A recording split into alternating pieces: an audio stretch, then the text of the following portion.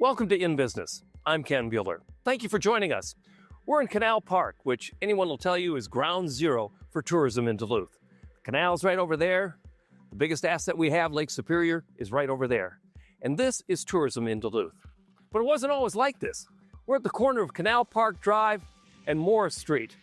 Back in the 1880s and 1890s, there was no tourism here at all. This was a gritty, working part of town, the Tenderloin, in fact. And before all that, it was called Finntown.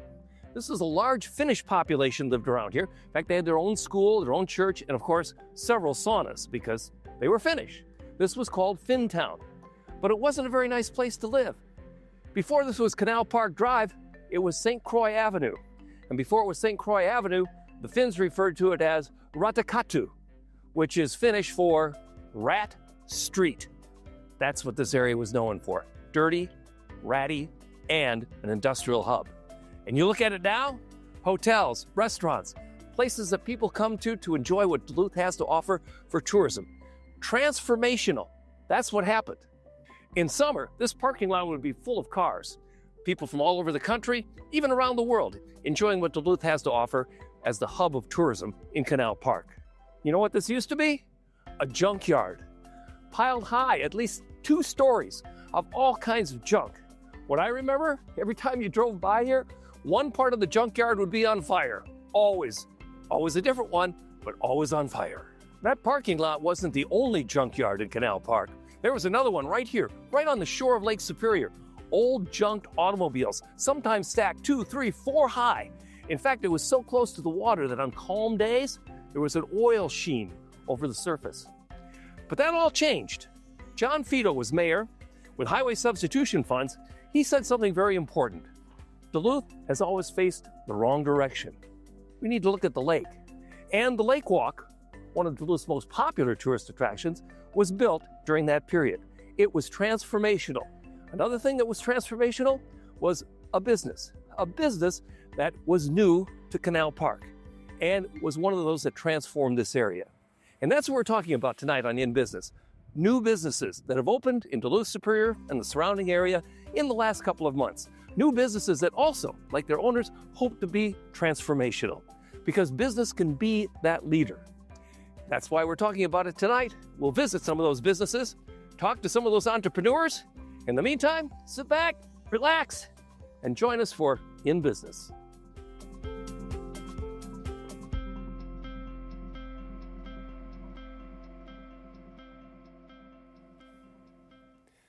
Welcome to In Business. I'm Ken Bueller. This week, we're introducing you to a group of new and newer businesses that opened in the new year or just in time for the holidays. Many are small businesses started by local entrepreneurs. We asked them why they decided to take the leap into business ownership. Their answers range from turning a hobby into a career, continuing a family tradition, or simply wanting to be their own boss. Our in-studio guest is Mike Hill. He's a business consultant with the Small Business Development Center in Superior and works with new business owners and people thinking about starting out on their own. But first, let's meet some of the new businesses and the entrepreneurs behind them. We started our show here in Canal Park, an area that's gone from trash to treasure for 2 reasons. One is the building of the Lake Walk and embracing the lake. The other was a transformational business that became successful, changed the entire area by embracing tourism. And it's still that way today. And we meet some of the new entrepreneurs that are hoping to also do well here in Canal Park. And that's why we introduce you to Aaron Gorman. Aaron has started a new Duluth business called the Gulf Cooperative, and it's really kind of owned by its members. Yeah, that's right. Yeah, we're a member-owned indoor golf facility down here at Canal Park. A lot of people thought we were crazy to start a business that wasn't focused on making money off of our members and providing value to them. And so we're kind of flipping the script on its head right here in Canal Park. What made you want to start something new and exciting like this? Yeah, that's a good question. I've never actually wanted to be an entrepreneur. I've worked with startups for quite some time in my career. But, really I just saw a gap in the market, and I live here in Duluth and I wanted to see something better than the way it was. And so that was kind of the driving passion. And I hope we can do some really cool things giving back to the community. I want to donate some time to the local high school golf programs and maybe some scholarship and grant opportunities to kids from communities that have traditionally been excluded from the game of golf. And you took a swing at it, so to speak. Yeah, absolutely. Show us how this works. No warm up, but it'll do. So there are 3 of these simulators now. You hope to expand? Yeah, absolutely. What's your plans for the future? Yeah, future is, this is a proof of concept. And so as you can see, as you look around, like it's not a finished product yet. We're hoping to put something out there and get data and feedback from our members so we can change this to how they want to see it. And then from there, if it works, we hope to expand maybe up the hill to Hermantown, maybe down to the cities to Minneapolis, and just keep any golf community that'll have this co-op model, we hope to bring it to them. And speaking over the hill, as Aaron just did, that's where we're going next. We take you to the Miller Hill Mall, introduce you to some new businesses that are startups there, and introduce you to some more of our entrepreneurs tonight. Tiffany Simons is the owner of the Wildflower here at the Miller Hill Mall. You've been in business for a while, but you're new to the mall. Yes, correct. I'm new as of last October. And how you liking it? I love the mall. It's been great. It's nice to see it pick up. There's been a lot of new businesses that have been local, so it's been kind of fun to see more foot traffic. And what is the Wildflower? Well, I started it back in 2017 at my hometown, which was about 350 people. And now I'm open up to women's clothing. I carry sizes from small to 3X. And it's just kind of a wide variety of everything from clothing to accessories to gifting items. As an entrepreneur, what made you decide that you wanted to own a business of your own? Yeah, my dad, growing up, he owned a business actually, and I was going to school full time, driving quite a bit, and just was kind of trying to figure out what I wanted to do. And I decided if I was going to put in any hard work, it should be for myself. And I wanted to kind of grow something that meant something to not just my family, but also to friends. And I feel like I've made an impact over the years. So that was something I wanted to do as well. And that makes you feel good? Oh my gosh, yeah. It's very rewarding seeing people coming back since I started back then until now. It's very rewarding. Good luck. Thank you very much. We continue our visit to the Miller Hill Mall. We're in Bombshell Bridal with the owner. This is Rhonda Grusendorf, and this is a new entrepreneurial business for you here at the mall, but you've been in business yourself for a long time. I have. I've had many different businesses, Ken, because I absolutely love being in business for myself and bringing a great product to those in my community. Now, the reason I'm here, I've been an insider in the bridal business for the last 6 to 7 years with an international bridal designer. It is called the House of Woo. And now also I'm involved with Ava Rio Bridal. And it's so fun. It's so exciting. I get to go to all the big cities. We have the fashion shows. We fly in the models from New York, and we give our clients the best of the best. Well, everyone that I know, my family and friends, who knows that I do this, they're asking me, why don't we have this right here in your hometown? So that's why I did it. I wanted to bring these couture fashions to everyone here in Duluth, Minnesota. As an entrepreneur, what drove you to have your own business, and how does that make you feel? Well, Ken, it's really simple. It goes all the way back to my beloved grandfather, Deke Grusendorf, and he started a huge landscaping business many, many years ago, 60 plus years ago. And I grew up on that property. I grew up on the back 40 there in Hermantown, Minnesota. And he was involved in so many different things, involved with that president of the Minnesota State Fair, a St. Louis County agent. And then that was passed on to my father, J.D. Grusendorf, the late J.D. Grusendorf, who was so involved in that business. And I saw the day-to-day operations of it and how you could also become such a huge part of your community because of it. And I followed in their footsteps. And you feel good about that? I love it. I wouldn't have it any other way, Ken. Rhonda Grusendorf, the owner of Bombshell Bridal at the mall. Joe Johnson is another local entrepreneur, new to the Miller Hill Mall, just opened in less than last year. And it's a Mythic Mercantile that sells this. Yeah, that's among the many things we sell. We sell vintage to modern collectibles. So toys, movie memorabilia, things like that. And what gave you the idea to get into this?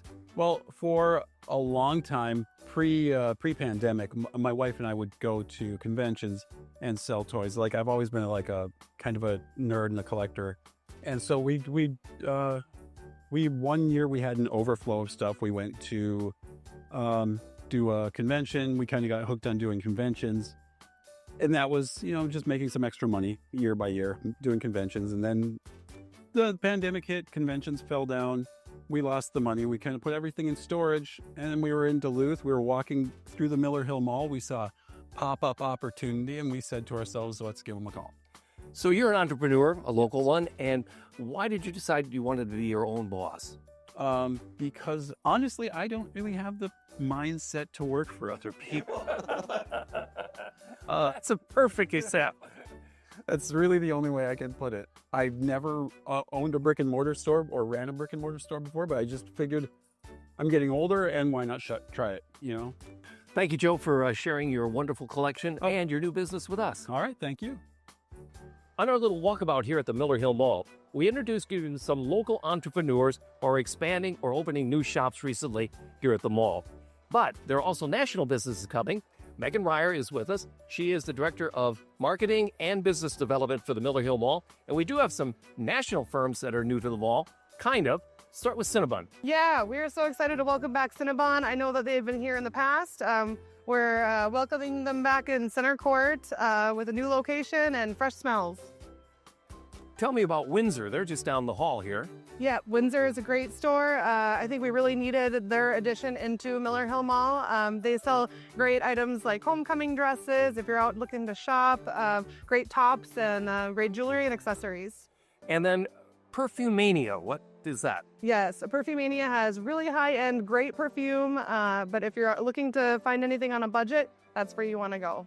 And because this is always changing, we have a new business that will be opening sometime this year. Tell me about JD Sports. Yes, we're so excited for JD Sports. That's going to be a big takeover, huge storefront. They offer great sports apparel, top brands, and shoes and accessories for all the sports nuts out there. Megan, what do you like best about your job? I think, oh my gosh, Ken, there are so many favorite things of mine, whether it's all of our free community events that we carry out throughout the year. I really do enjoy bringing new local businesses into town. This is In Business. Thank you for joining us. In an earlier life, I was an entrepreneur. It was exhilarating, totally rewarding, and equally frightening. Fortunately, I had a great partner and dedicated employees, and together we built a business that employed more than 120 people. As one of Duluth's most famous entrepreneurs, Gino Paolucci, once said, "Businesses are for selling," which we did. With us to discuss the entrepreneurial spirit is Mike Hill. Mike is a seasoned business consultant and an entrepreneur with a passion for technology and innovation. As a business consultant for the Small Business Development Center in Superior, he works with new and existing businesses to help them succeed. Mike, thank you for joining us. How is it that a person can determine whether or not they have what it takes to be an entrepreneur?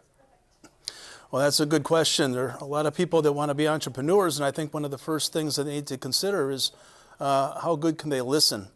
Because you need to listen to your customers, you need to listen to yourself, you need to listen to your stakeholders, and really get a good understanding of the land you're moving along. The other thing is persistence and perseverance, because it's, as you know, going uphill isn't always easy, and you get a lot of that as an entrepreneur starting a company or trying to grow a company. Starting a business is a complete process. It's not just one thing, it's a series of things. What can the Small Business Development Center of Superior do to help would-be entrepreneurs?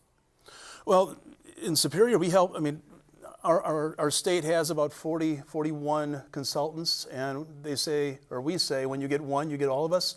So really what happens is we can help you anywhere from ideation and trying to really congeal your idea and make it manifest in a plan and a model, all the way to mergers and acquisitions, funding, marketing, employee issues, HR, and mostly, I think, is really the psychology of becoming an entrepreneur, because that's the hard part. It's all about the money. And how does that business person develop that very first budget? First off, you have to have a really good understanding of your costs. And when I say costs, I mean the structure as well as what those costs are. And I've heard many times people say, well, I understand what my costs are. And then we go through them very specifically and try to put together a projection going forward. And, oh yeah, I didn't think about that. Oh, so I just take care of that myself. Well, that's not necessarily the way you should be putting it together, because everybody else has to understand that too. If you're going to seek funding or grants or really expand, sometimes those unspoken or under-recognized expenses or costs can creep up pretty quickly. The other side, of course, is your revenue structure and all the different ways that you can make money. There might be some ways that you didn't think about. Maybe you're not charging for consulting or design, for example, that you could be doing as a landscaper, for instance. So getting the costs aligned with your revenues really helps help you scale. Because if you don't have them lined up, you can run into some big challenges when you start growing. Mike Hill is our guest. Mike is with the Small Business Development Center in Superior, Wisconsin. We're talking about entrepreneurship. And one of the things that sometimes surprises entrepreneurs is government regulation. It's a moving target. How can the SBDC help navigate the structure of government for a new business? Well, of course, there are regulations, federal, state, county, municipalities. So there's a lot of different ways that they can creep up and affect businesses. Some aren't that affected that much. It depends also if you're property owners or not. It depends if you're exporting or not. So tariffs obviously are changing, and those are very important for costing purposes and figuring out where your sweet spot is, where you're more competitive than others if you're exporting or building and importing, and figuring out, well, where should I get my source my materials? So we can help identify that through our connections and our affiliation with the SBA and with Wisconsin, with the Wisconsin Economic Development Corporation, as well as local organizations and the local government. I represent 8 counties in the Northwoods in Wisconsin, but everybody has connections with the economic development offices, and we can find that information for our clients. What do you find are new impediments to business getting started today that didn't exist 10 years ago? Well, one thing that didn't exist was AI. Everyone talks about AI, and it's a double-edged sword. You can use it to your advantage. Sometimes it's a disadvantage if you have competitors with other processes or other services or products, and they're maybe using it in let's say a very overly competitive way that's not necessarily up and up. Then again, AI can be very, very useful in identifying new methods for getting out to for marketing your product and building your product. So it's not an impediment; it's a double-edged sword. Do you think this is a good time to go into business? And if so, why or why not? Is this the right time for somebody that goes, I've been thinking about this idea? I think there's always an opportunity for going into business for yourself. Again, we go back to the first question you asked is how do you know you're ready? And being able to listen, being able to really focus on what you're doing and persevere it. I think that's great. So my answer to that kind of a question would be it depends on you. If you can identify that gap with what you really feel is important to you and you have a strong personal why you're building this company, you can identify the gap in any kind of an economic climate. Can you share a couple of success stories from the region that you've been working on? We're strictly under strict confidentiality, but I can give you some examples of what I ran across when I first started about 2 years ago. I'd say 3 out of the first 10 clients that I had were related to the inability to scale properly. They had really strong revenue, and they were growing in revenue, but they didn't have their costs and revenue structure aligned properly. So as they made more money, they were working harder and not really growing in net profit. And that was really frustrating, obviously. One of them had 7 figures in revenue, but they couldn't align that properly. So we had to restructure their pricing and their costing to help come up with that. So those are really important. And I do run across that periodically now too. Mike Hill's been our guest. He is a consultant with the Small Business Development Commission in Small Business Development Center in Superior, Wisconsin. Mike, thank you for being with us this evening. Now, before our final story, here's a quick look at top business news from across the region. Hoops Brewing will close its Canal Park location February 23rd after 10 years in business. Industry data shows craft brewing has slowed nationwide amid changing consumer tastes, higher costs, and competition from non-alcoholic and THC-infused beverages. Warrior Brewing also announced it will close its Lincoln Park taproom February 7th. The company says it plans to continue brewing and has future plans in the works. The Federal Reserve kept interest rates unchanged this week, signaling the economy remains strong, but inflation is still above target. Officials say rate cuts could come later this year if prices cool. And now for our final story, we'll take a look back at how a new business once changed Canal Park and helped shape Duluth's economy during a very, very different time. Brian Doherty is the president of Grandma's Restaurants Incorporated. Thanks for having us down, celebrating 50 years and transforming Canal Park. February 8th, 1976, 50 years ago, Grandma's Restaurant, transformational, opens in Canal Park. What was the beginning idea? Who came up with this? Well, it's not going to be this highbrow business plan, okay, that you might think. Couple of 20-somethings, Andy Borg, Mick Palucci, really just looking for a place to meet their future wives. That was really the motivation behind it. Let's open up bar and let's meet girls. And, you know, and I'd like to say that that's shallow and, you know, an incomplete way to view life, but that story's probably been told 100 times as a motivating force for people to get over something over the goal line. And I remember not even being able to get into this place on almost any night of the week. There was a line. Well, you're probably, and you're right, we were very popular a few years later. It took a while. This was a pretty quiet place to begin with, and I can attest to that. I can tell you that when we were building the upstairs, okay, so the first year we're open, and during the winter we're remodeling the upstairs to open it as a nightclub called the Wooden Lake Saloon. And we would be down here in February, and we would say, okay, it's pretty slow, let's go upstairs. And we'd start working on the upstairs, and all of a sudden Andy would stand up and go, there's a car coming. And he would go to the window and he would watch it drive down, and he'd go, come on, come on.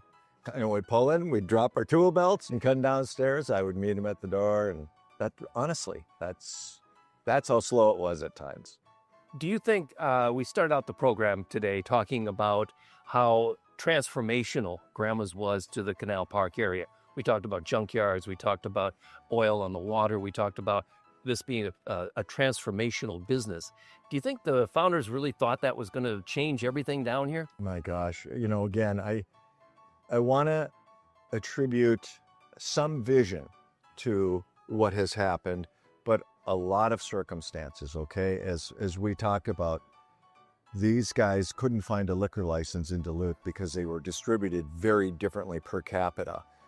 And the only way they could find a liquor license to open their new restaurant in the Promised Land area of Spirit Mountain, that was where it was going to go, they had to buy a bar in dilapidated, surrounded by junkyards and warehouses, Canal Park, called the Sandbar.